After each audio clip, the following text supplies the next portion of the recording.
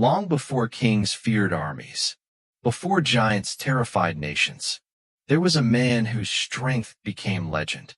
His name was Samson. From the moment he was born, his life was different. An angel had appeared to his mother with a message. This child would be set apart for God, chosen to begin delivering Israel from their enemies, the Philistines. But there was a sign of this calling. Samson's hair would never be cut. It was not the hair itself that gave him power. It was the covenant it represented. And as Samson grew, something astonishing happened. The Spirit of God would rush upon him, and suddenly he could do the impossible. He tore a lion apart with his bare hands. He broke ropes like they were threads. He defeated entire armies alone. One man, against hundreds, against thousands. And every time, the same question spread through the land. How can anyone stop Samson?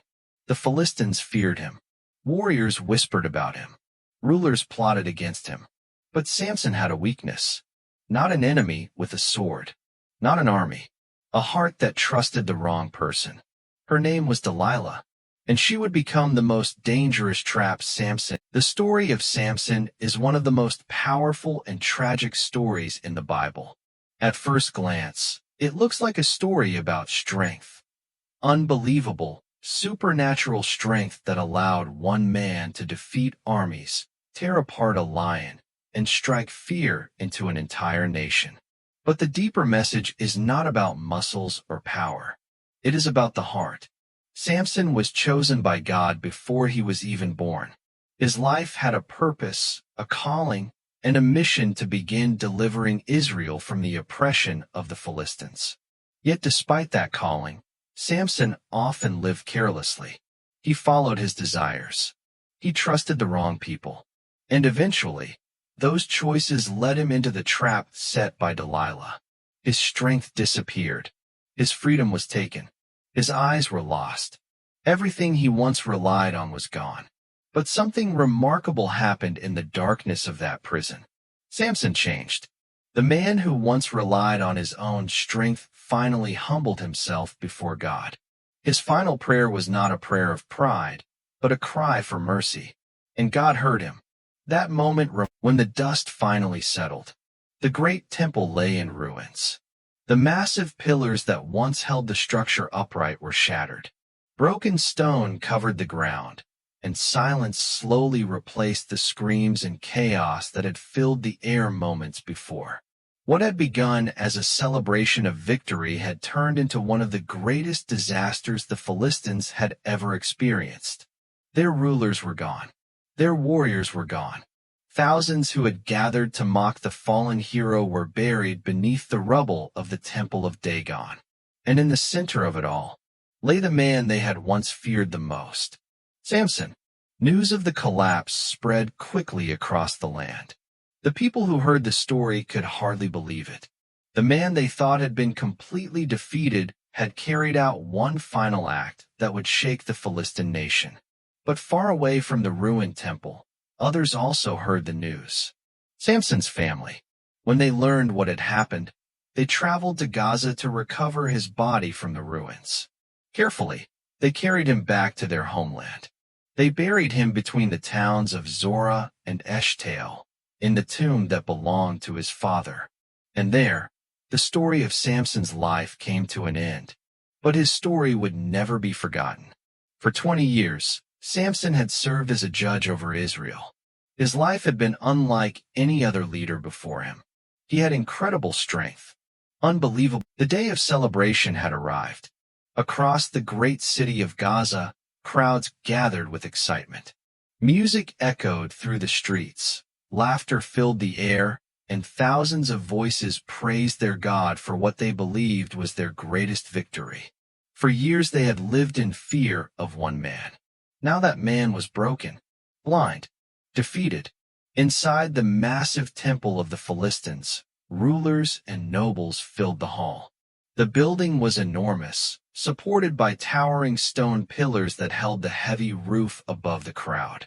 On the upper level, thousands more people stood shoulder to shoulder, eager to witness the spectacle. At the center of it all was the idol of their god, Dagon. The people shouted in triumph. Our God has delivered our enemy into our hands. Then someone in the crowd shouted a cruel suggestion. Bring out Samson. The rulers loved the idea. They wanted entertainment. They wanted to humiliate the man who had once terrified their armies. So guards went down into the prison and pulled Samson from the darkness. Chains clanked as they dragged him forward. The once mighty warrior walked slowly, guided by the hand of a young servant boy. Without sight, he could not see the crowd waiting to mock him. But he could hear them. Thousands of voices. Laughter. Insults. The sound of people celebrating his downfall. They pushed Samson into the center of the temple. Make him perform for us, someone shouted. The crowd roared with laughter. For the Philistines, this was the perfect ending to their story. The strongest man who had ever lived was now nothing more than a joke. But Samson stood quietly, listening, feeling the ground beneath his feet. For the first time in his life, Samson was powerless. The Philistines rushed into the room like wolves finally catching their prey. This was the moment they had been waiting for. The man who had terrified their nation for years was now lying helpless before them. Samson tried to fight. He struggled. He pushed against the men grabbing him. But something was terribly wrong.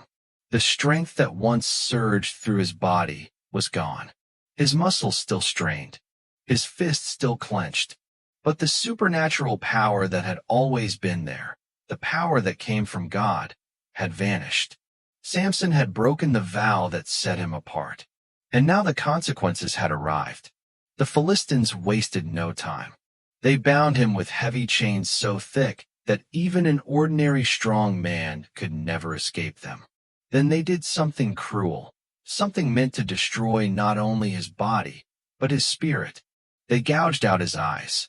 The once mighty warrior who had seen victory after victory was now blind. Darkness swallowed Samson's world. No light, no faces, no sky, only endless black. The Philistines dragged him away to the city of Gaza, celebrating as if they had just defeated an army. In their minds, this was more than a victory. It was proof that their God was stronger. Look, they mocked. The great Samson has fallen. The man who once tore apart a lion.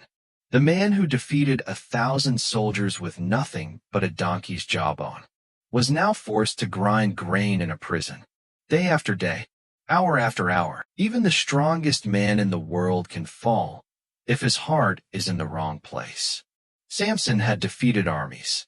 He had torn apart a lion with his bare hands. He had broken ropes like threads. But there was one battle Samson never learned to fight, the battle of temptation. One evening, Samson sat with Delilah as the sun slowly disappeared beyond the hills. The room was quiet.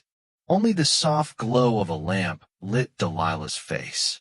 She looked at him with gentle eyes that seemed full of love, but were hiding something much darker. Unknown to Samson, the rulers of the Philistines had already visited Delilah. They made her an offer. Find out the secret of his strength, they told her. Discover what makes him so powerful, and we will give you a great amount of silver. It was a fortune, and Delilah agreed. That night, she leaned closer to Samson and asked softly, Samson, tell me the truth. What makes you so strong? How could someone ever tie you up and overpower you? Samson laughed. People had asked about his strength many times before, but he had no intention of revealing the real secret. So he gave her a false answer. If someone ties me with 7 fresh bowstrings that have never been dried, he said, I will become as weak as any other man. Delilah pretended to believe him, but when Samson fell asleep, she quietly signaled to the Philistine men hiding nearby. They came into the room and tied Samson with 7 fresh bowstrings. Then Delilah shouted suddenly, Samson, the Philistines are upon you. Samson woke up instantly. With one movement, he snapped the bowstrings like thin threads. The Philistines fled in fear. Delilah looked at him with disappointment. You made a fool of me. The story of Samson did not begin with power. It began with a promise. Before Samson was even born, an angel announced that this child would be set apart for God. He would live under a sacred vow, a life dedicated to God's purpose. One visible sign of that vow was simple but powerful. His hair would never be cut. This vow was part of what the scriptures call the Nazirite vow, a commitment that symbolized a life devoted to God. But Samson's strength was never really about hair.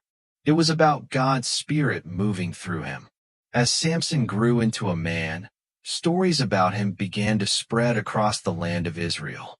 People whispered about the strange things that happened when danger came near him. One day, while traveling through the countryside, Samson suddenly encountered a roaring lion. Most men would run. Most warriors would reach for a weapon. But Samson had neither. And then something happened. The Spirit of the Lord rushed upon him. With nothing but his bare hands, Samson grabbed the lion and tore it apart. No sword, no spear, just strength no human could explain. News like that does not stay hidden for long. Across the territories controlled by the Philistines, people began to hear rumors. There was a man in Israel, a man who could not be restrained, a man who could break ropes like thread, a man who could fight entire groups of soldiers and walk away alive. The Philistines ruled over Israel during that time, and their leaders depended on fear to keep control. Armies, weapons, and power kept people obedient. But Samson was becoming a problem, because fear does not work on a man who knows God is with him. The Philistine rulers watched carefully. Every new story made them more uneasy. Samson once picked up the massive gates of a city and carried them away on his shoulders. Another time, when soldiers tried to tie him up, the ropes snapped off him as if they were burned. How do you stop a man like that? They tried to capture him. They tried to surround him. But Samson always escaped, and every victory made the legend grow. To some people, Samson was a hero. To others, he was terrifying. But the Philistine leaders began to understand something important. Samson's strength was not normal. It came from somewhere else, somewhere they could not see. And if they could not defeat Samson in battle, then they would have to defeat him another way. Because sometimes the most dangerous enemy is not the one who attacks you openly. Sometimes the most dangerous enemy is the one who gets close enough to learn your weakness.